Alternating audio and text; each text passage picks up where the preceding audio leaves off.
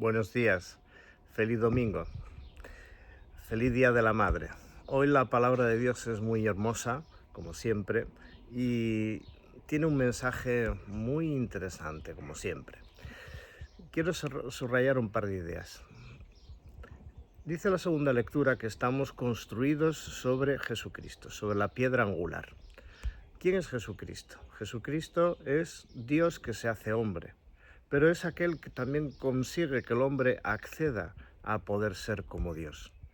Y esto subraya algo tan enormemente importante como el valor de lo humano. El valor de la persona humana es un valor de eternidad, es un valor de reino de Dios, es un valor de significación. Dicho con palabras así como muy técnicas, somos signo e instrumento, somos sacramento, signo de la presencia de Dios, signo de la vida misma en Dios.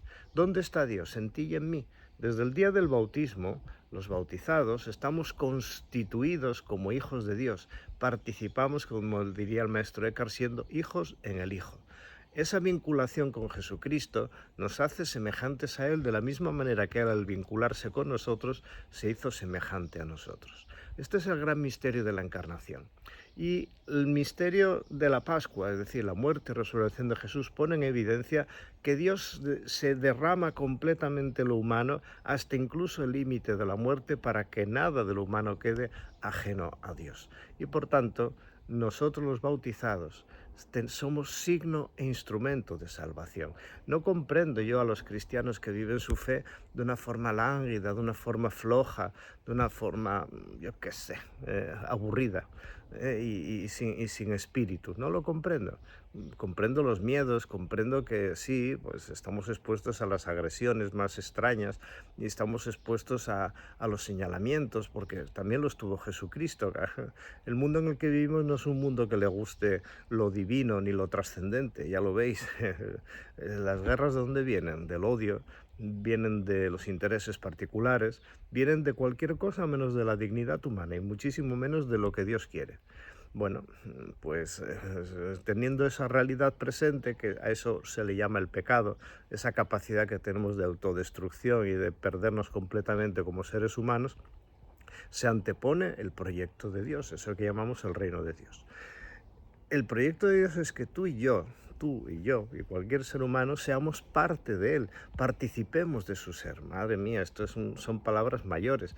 Lo vemos en la segunda lectura de hoy con toda claridad. Somos sacerdocio real, nación consagrada, imagen del Dios vivo, signos e instrumentos de salvación. Por esa razón Jesús nos dice, vosotros estáis vinculados a mí y lo mismo que yo estoy vinculados a vosotros. Y por tanto nuestro vínculo no es con el mundo, no es con las ideologías, no es con lo político, no es ni siquiera con las parafernalias, no es con ninguna de esas cosas que nosotros nos inventamos pensando que son absolutamente trascendentales y realmente no sirven para nada. No, estamos en la línea de Jesús, en el seguimiento de Jesús, en la identificación con Jesús. Y por tanto, si eso es así, nuestra vida es plenamente significativa. Pero no solamente la vida del bautizado, que estamos bautizados en nombre del Padre, Hijo y Espíritu Santo. No solamente en aquellos que somos creyentes y que intentamos vivir nuestra vida a la luz del Evangelio, con nuestros miedos y nuestros errores y pecados e infidelidades, pero al menos lo intentamos o deseamos intentarlo, ¿vale? Esto es un mensaje para todo hombre y mujer, porque el reino de Dios no es para 4 o 5, no es para muchos, ni para algunos, es para todos. Ciertamente, no todos, como es evidente, ¿no?, aceptan el reino de Dios, es decir, el seguimiento de Jesús como una norma de su vida. Norma no en el sentido de mandato, sino en el sentido de estilo, en el sentido de esquema vital, en el sentido de objetivo vital. El objetivo vital del reino de Dios es la salvación, es decir, la sanación del género humano. Y esto atañe a nuestro ser como creyentes en Jesús, atañe a nuestra identidad, comienza por nosotros mismos. En nuestras fragilidades, en nuestras mediocridades, en nuestros miedos, en nuestras despistes, el Señor cuenta con nosotros, somos sus instrumentos. Y en la medida en que vivamos nuestra fe con un mínimo, ya no digo máximo, un mínimo de interés, un mínimo de ganas, somos capaces de transformar, somos capaces de mover conciencias, somos capaces al menos de inquietar.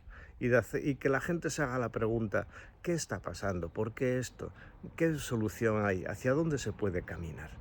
Ayer mismo estaba yo en una fiesta con unas sidras y tal, en fin, esas cosas que pasan en los pueblos, y me encontré con personas que quieren hacer un recorrido de fe. Bueno, ¿y por qué no? En medio de la fiesta también se puede dar testimonio, en medio del trabajo también se puede dar testimonio, en medio de la realidad de cada día, cuidando a los hijos, hoy que es el Día de la Madre con mayor razón, en medio de lo cotidiano, Dios hace presente, porque Jesús es cotidiano, no es una idea que vuela por ahí, no es una historia que nos han contado y que ya se llevó el viento, no, es alguien totalmente presente, actual, y está en ti y está en mí. Participamos de su ser como Él participa del nuestro. Y esto nos hace ser iglesia. La iglesia no es una institución, no es una estructura, no es una mandanga. La historia es la vida de Jesús hecha realidad humana. Insisto, con fragilidades, con miedos, con precariedades, con pecados, con situaciones verdaderamente incomprensibles muchas veces, ¿no? ¿Por qué nosotros los cristianos no vivimos nuestra fe con ilusión, con entereza, con ganas? ¿Por qué vivimos apocados y asustados? ¿Por qué andamos siempre cabizbajos y, bueno, como sometidos a una dinámica, digamos, de dejarnos llevar? Bueno, está bien mantener la paz entre nosotros, está bien construir la armonía entre nosotros, pero no a base de la mediocridad, sino al contrario, a base de la implicación, de la corresponsabilidad. Tú y yo, como bautizados, somos signo e instrumento de Dios. Esto se llama la sacramentalidad. Somos signo e instrumento de Dios. Es a través de ti y a través de mí. Tú como papá o mamá, tú como trabajador, como educador, como albañil, como fontanero, como sacerdote, eres instrumento de Dios. Y en esa realidad en la que te mueves, bueno, pues llevas tus fragilidades, pero sobre todo llevas el seguimiento de Jesús.